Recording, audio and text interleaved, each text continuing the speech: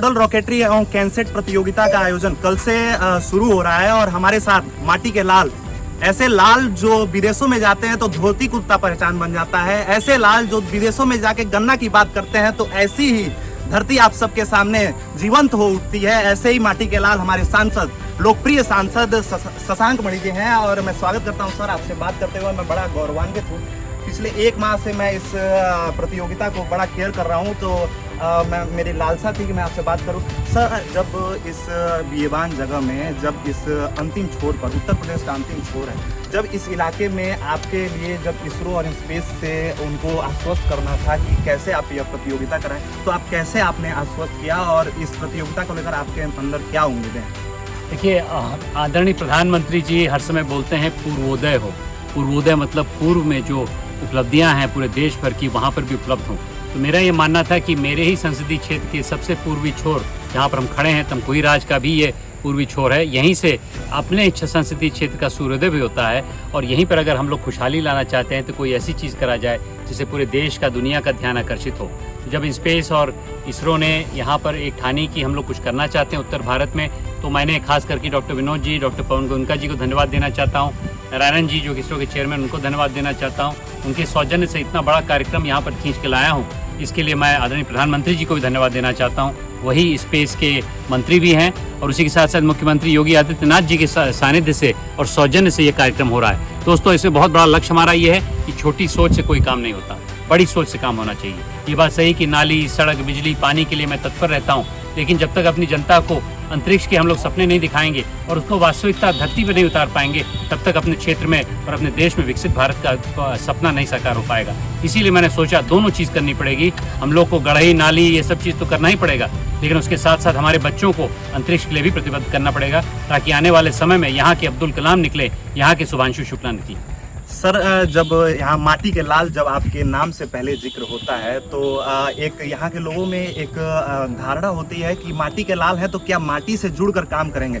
मैंने पिछले एक सवा साल का कार्यकाल आपका हो गया और आपने बताया कि सड़क, नाली के साथ साथ आप राष्ट्रीय मुद्दों को कवर करते हैं। जो विरोधी हैं बात करते हैं कि ये केवल राष्ट्रीय मुद्दों को डोमिनेंट रखते हैं, जबकि नाली, सड़क पर इनका ध्यान नहीं रहता है। आप क्या कहना चाहेंगे उनको? क्योंकि सर, जब एक नेता, जब आप एक छोटे स्तर से, छोटे तबके से निकलकर बड़े स्तर पर जनप्रतिनिधि बनते हैं तो उम्मीदें बहुत बड़ी होती हैं। देखिए, ये जो पुरानी राजनीति करते हैं लोग, इनको समझ में नहीं आता है कि विकास की राजनीति में विकास भी करना पड़ेगा, राजनीति भी करनी पड़ेगी।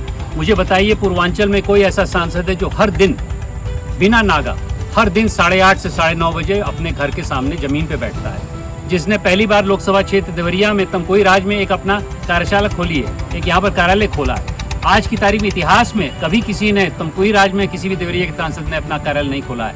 मेरे हर समय, हर विधानसभा में मेरे सैनिक तैनात हैं।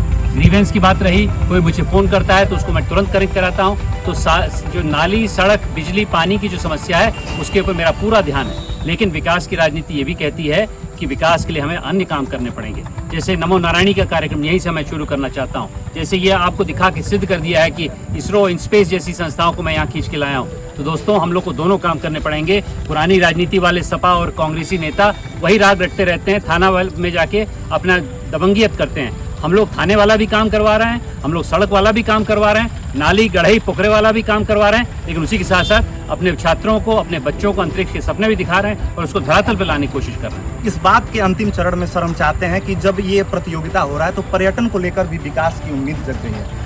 डीएम महेंद्र सिंह तंवर और आपकी जो बार बार वार्ता हुई, बार बार मुलाकात हुई, तो इसमें जो नया अपग्रेडेशन प्लान की बात हुई कि इस क्षेत्र को नया अपग्रेडेशन प्लान के तहत आसपास के गाँवों को विकसित किया जाएगा। नए अपग्रेडेशन प्लान के तहत यहाँ के भूमि की पैमाइश कर उन्हें अन्यत्र भूमि की दी जाएगी। तो इसमें सर आप किस तरह, क्योंकि जब एक प्रतियोगिता के बाद आप किस स्तर तक आगे भी इसको अनवरत जारी रखेंगे, इसके लिए आपके द्वारा क्या प्रयास किए जाएंगे? देखिए, ये एक शुरुआत है, इसको सफल करना है। अगले 4 दिन में हम लोग दिन रात लगे हैं। कल रात को 12:30-1 बजे तक पूरी टीम जगी थी, आज सुबह 4:30 बजे के यहाँ काम कर रही है। और इसको सफल होने के बाद 2-3 चीज़ें कर सकते हैं। एक तो देश का ध्यान आकर्षित हो गया है तमकुही राज में, कुशीनगर में, और इसका फ़ायदा हमें उठाना पड़ेगा। लेकिन जो 600 छात्र आए हैं, छात्राएँ आए, उसके साथ 120 अन्य लोग आए हैं, उनको ही हम लोग पर्यटन दिखा रहे हैं ताकि वो भी यहाँ से एक सुखद अनुभव लेके जाएँ। और उसी के साथ साथ जिस बात की चर्चा की, मैं चाह रहा हूँ कि यहीं पर बगल में पिपरा घाट से ही हम लोग एक जल मार्ग की स्थापना करें, उसमें भी मैं लगा हूँ।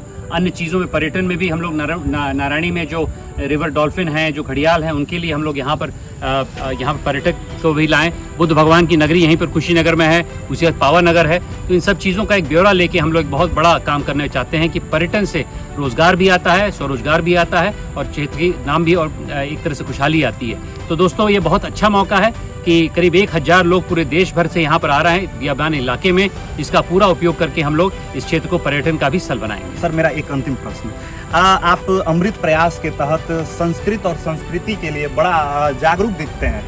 सर, संस्कृत के विकास के लिए आप क्या प्रयास कर रहे हैं? क्योंकि आप संस्कृत के विकास के लिए मैं बार बार आपको देखता हूं फेसबुक लाइव के माध्यम से आप जोर आवाज उठाते रहते हैं। और इसके अलावा सर, आपने महापरिनिर्वाण स्थली कुशीनगर की जिक्र किया, फाजिल नगर का जिक्र किया, लेकिन एक ऐसी स्थली है जिसका आपने जिक्र किया था, वो शायद उस पर आप एक कार्यक्रम नहीं हो पाया सर अभी तक, वो सूर्य मंदिर तुरपट्टी का एक ऐसी स्थल। तो संस्कृत और संस्कृति को आप कैसे समन्वय बनाकर काम कर रहे हैं और ये किस तरह आने वाले समय में देवरिया और कुशीनगर के लिए एक वैश्विक पटल पर नाम बनाएगा?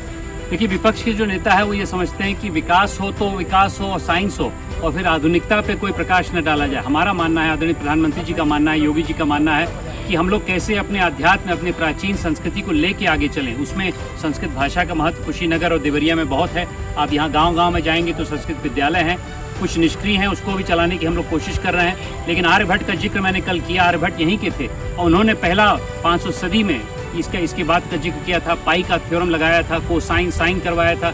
उन्होंने ही बोला था कि पृथ्वी अपने ही धुरी पे घूमती है, कोपरनिकस के पहले। तो ये पूरा क्षेत्र संस्कृत से भरा हुआ था, संस्कृति से भरा हुआ था और इसी पे कब्जा करने के लिए अंग्रेजों ने धावा यहीं पर पहले माना। प्लासी के बाद बक्सर की लड़ाई यहीं हुई थी। 1857 में जो युद्ध हुआ था उसमें मंगल पांडे लक्ष्मीबाई यहीं से आए थे।